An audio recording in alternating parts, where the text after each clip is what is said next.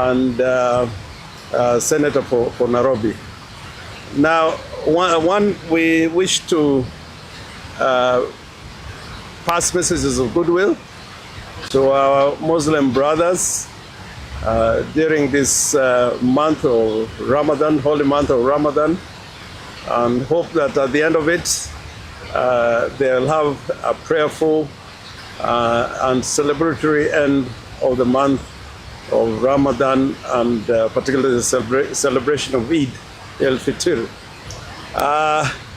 We are going to begin our activities this weekend on the 22nd, Sunday the 22nd, with a prayer and public meeting in Narok. That is on Sunday the 22nd. On the 27th, we are holding a People's National Delegates Convention here in Nairobi, and the location of that meeting will be announced in due time.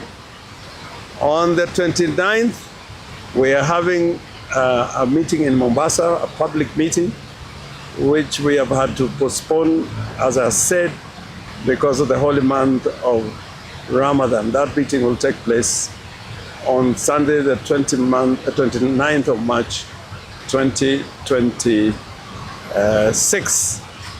Now, having said all that, we wish to share some of the ongoings, and probably I'll invite my colleagues to comment on individual issues, part of which is matters that are of a public nature that are ongoing and need some comment from us. And I'll also come at the right end. But for the beginning, let me invite the Honourable Member for Suba to say a few words. And he's the Secretary General of Azimio in office. Thank you. Yeah. And also and leader of majority. Secretary General of Azimio Parliamentary Group as well. Good afternoon, everybody. I just want to speak briefly on certain goings on in the sugar belt part of Nyanza region. As the nation may be aware, there are violent activities being perpetrated against certain communities within the sugar belt. People are being evicted from their farms, they are being attacked, and the government is not paying the necessary attention to this. We all understand that the government has messed up the sugar sector by the very dysfunctional leasing process, and the people are not happy. So if you go to the Miwani area, Chemelil area, Muhoroni area, today, as we speak, several communities are in conflict. We want this matter to be brought to the attention of the nation, and the government to be told to take the necessary steps to restore peace and tranquility in that part of the country.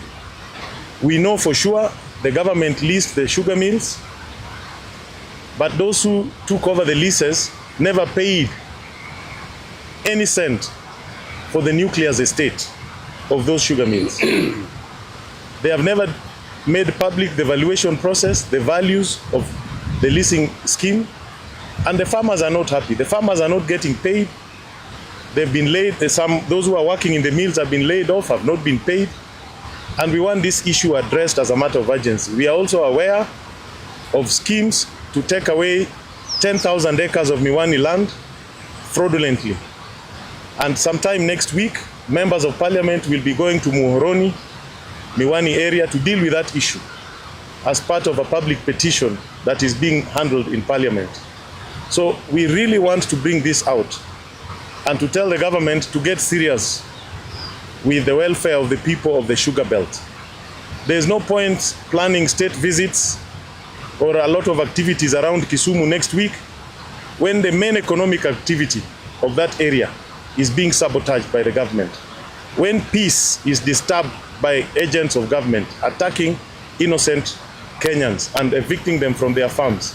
And even you people of the Fourth Estate, please amplify this issue so that the truth can come out.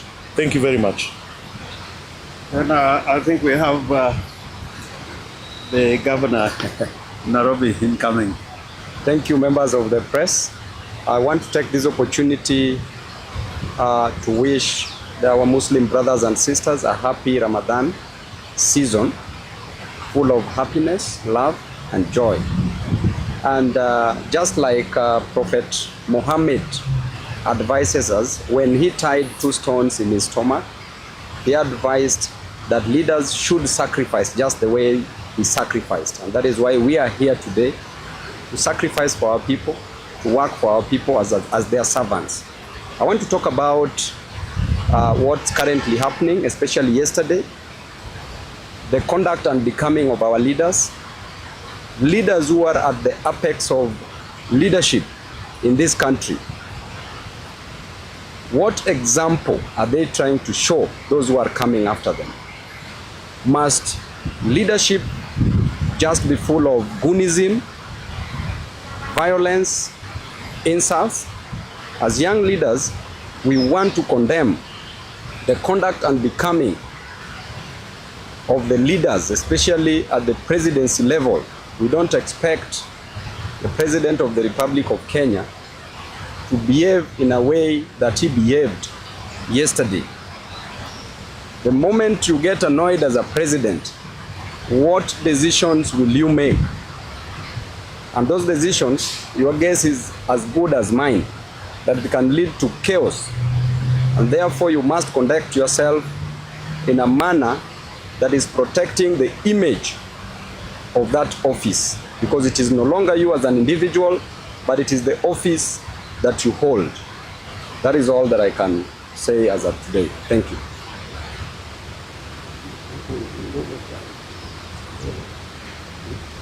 Yeah, Ruben, kidogo. Thank you very much, our leader. I'll be very much brief, members of the press. First, it's about Nairobi. The demolition of the properties around Nairobi is really very bad. Just yesterday, you saw it in Kamukunji. People were really surprised of what the demolition occurred there. And in fact, I give credit to the members of the press of what you did. You shown that what happened yesterday was not good. So I don't know why the government is doing that. You know, Nairobi is becoming like a place where people are sleeping outside every day, which is not good. To add on what our incoming governor of Nairobi said about discipline.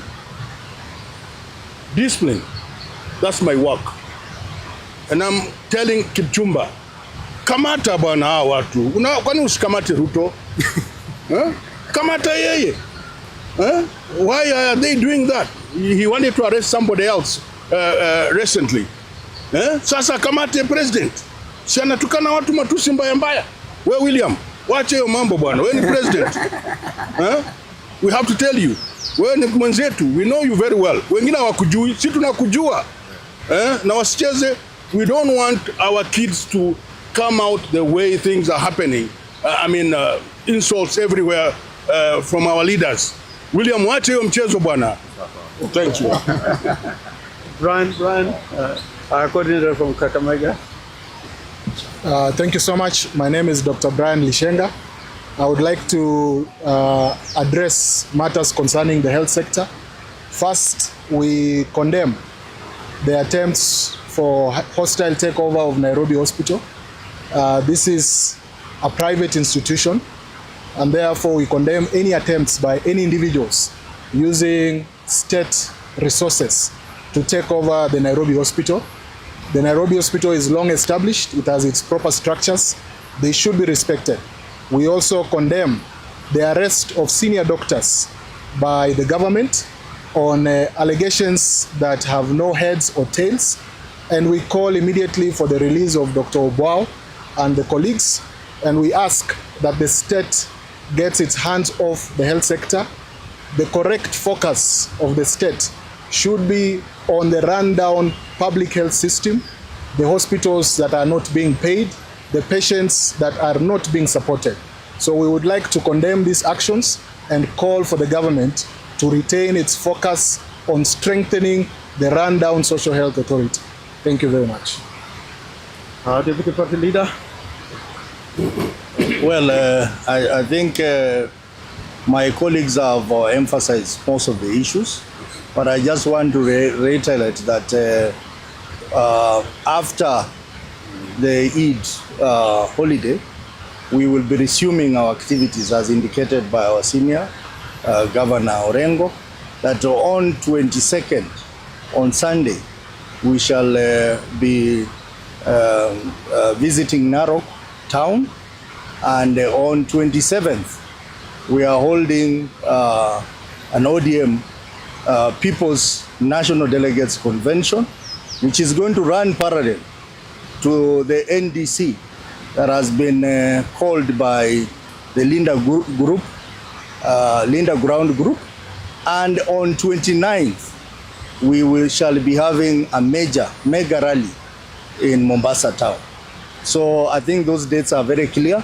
And I also want to emphasize that the Linda Mwananchi, we have made a decision that we are not going to participate in the National Delegates Convention that has been convened and organized by the Linda Ground Group, because that NDC is illegal, that NDC is undemocratic, and some of the ODM members have gone to court questioning the legitimacy and also the legality of that NDC.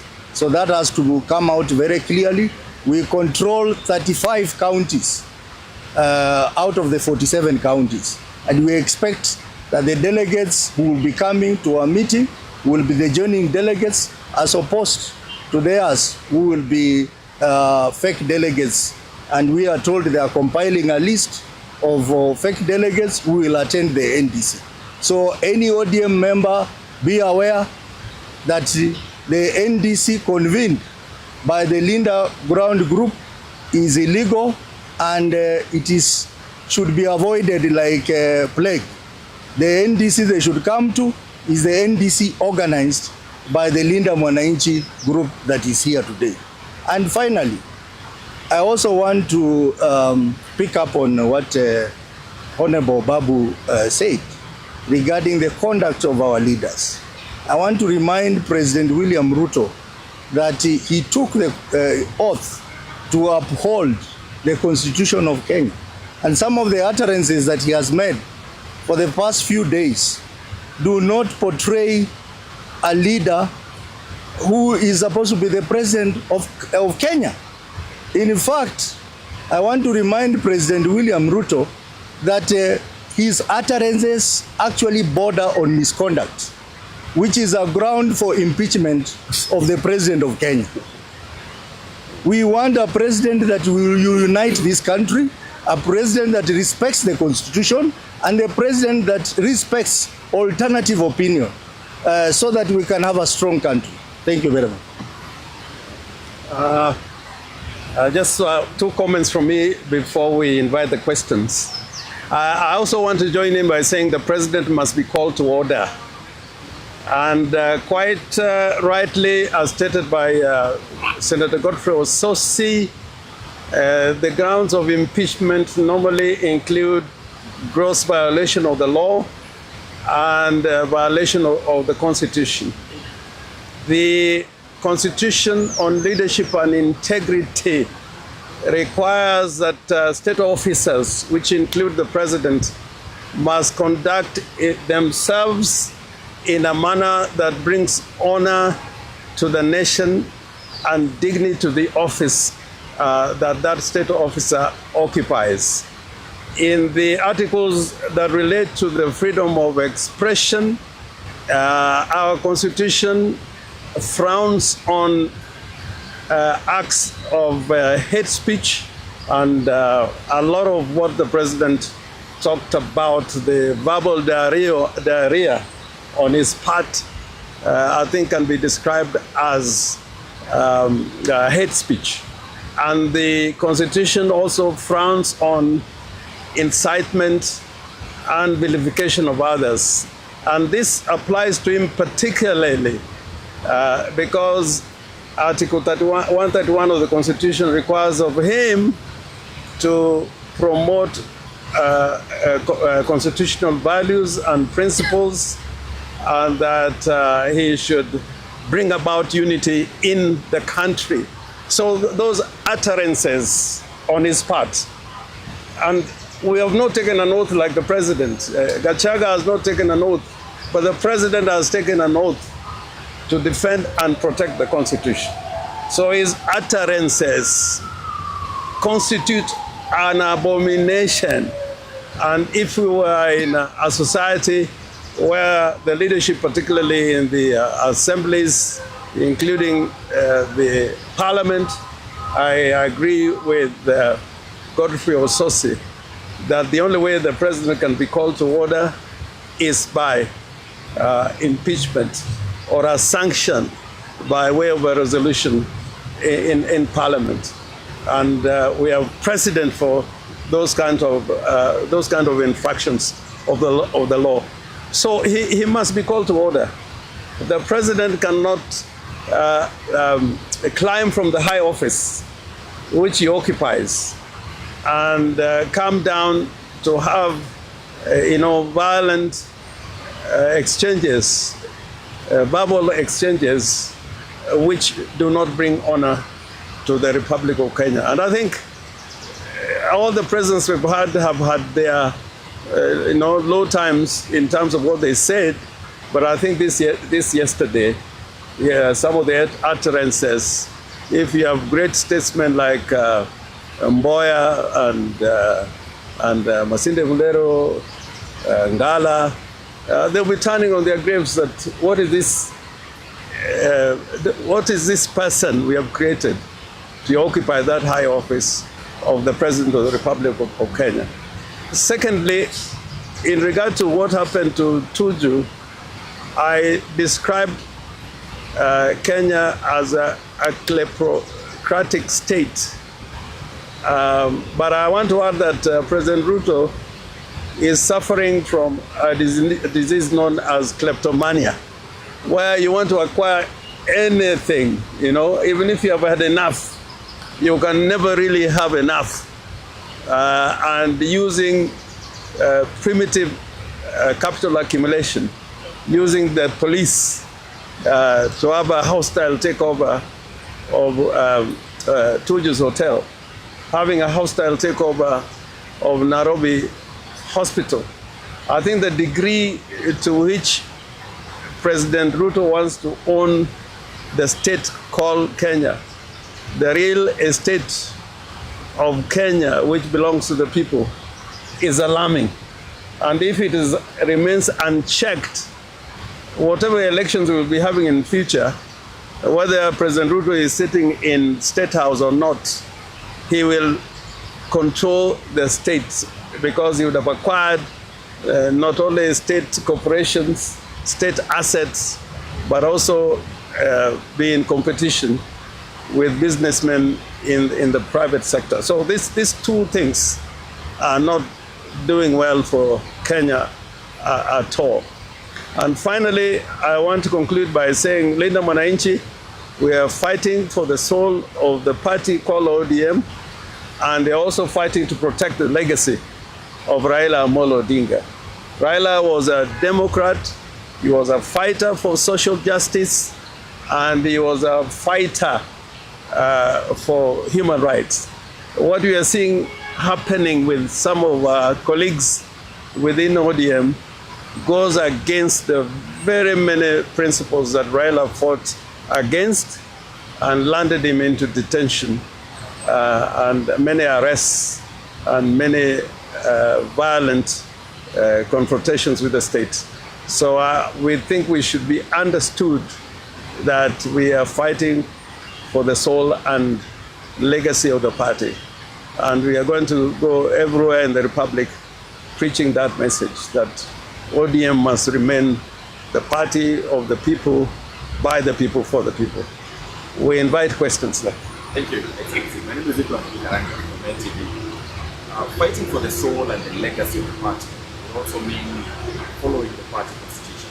With regards to the NDC, parallel NDC, which is stated to be having on Thursday, the party constitution on Friday, the party constitution states that you need to over 21-day notice to start an NDC. Also indicate the venue. Today is 18th, so clearly I'm not seeing any notice from the leader Mwananchi group, meaning you're flouting the party constitution. Secondly, yesterday the Nairobi branch met and agreed, and this goes to you, deputy party leader, to front the Honorable Owino for deputy party leader in one of those NDCs. I'm not sure if it will be your NDC or the other NDC. Is it something you'll consider? Clearly, the position they are aiming for is your position, deputy party leader. The other two deputy party leaders are within Linda ground. What do you have to say about it? One, about the convening of the NDC and the venue, and two, the proposal that the Honorable Owino takes the position. The second question, as you rightly put it, Deputy Party Leader will answer. If you had asked me, I'd have asked Babu to answer it, but I'm not asking. You know why? I don't know whether you heard me correctly. We didn't talk about a national delegates convention, and we didn't talk about a special delegates convention. We talked about a people's national delegates convention. So get the wording right. If you get it right, then you will get to the conclusion that there's no violation of the Constitution at all. Venue? Be disclosed. Well, just to emphasize, we are talking of a people's NDC. And why a people's NDC? Because there's clear violation of the constitution of the party and discrimination of our genuine delegates from our counties. And therefore, those who have been left out because of the schemes of the other side will have an opportunity to attend the real people's NDC convened by Linda Mwananchi. Now, to come to your issue, I think Senator Governor Orengo has clearly said that Linda Mwananchi exists because we are out to fight for the soul of ODM and the legacy of Raila Amolo Odinga. Clearly, you see that there is an attempt to take away the ODM ideology, the ODM spirit fighting for the people of Kenya. And the ODM we know, and we have always known, is not the ODM that we are seeing. What we are seeing is the ODM which is an extension of UDA. You have seen the rallies that President William Ruto has been addressing in Western Kenya. Western Kenya happens to be an ODM stronghold, but MPs are now being pushed to join UDA, ODM MPs. Rallies in Western are largely branded as UDA rallies. That tells you that the ODM that we know is not the ODM that the group from Linda Ground is telling us. So we are saying that we will move on as Linda Mwananchi because we are fighting a right cause. And as for my position, for me, I really don't care. And I don't think I'm going to attend that NDC convened by the Linda Ground group because it is against the constitution of the party. It has not been convened by the Secretary General. It is, we have not completed our grassroots elections. We have not done elections in Nairobi and other counties. And most importantly, the idea of the NDC was to complete the election process. Remember, we did the grassroots election up to the county election level. Now we were to do competitive national election. But if you look at the notice of the Linda Ground Group, is that they want to do an NDC where they are going to confirm a list of officials. That is not the direction that progressive forces in ODM want. So I do not want to be part of it.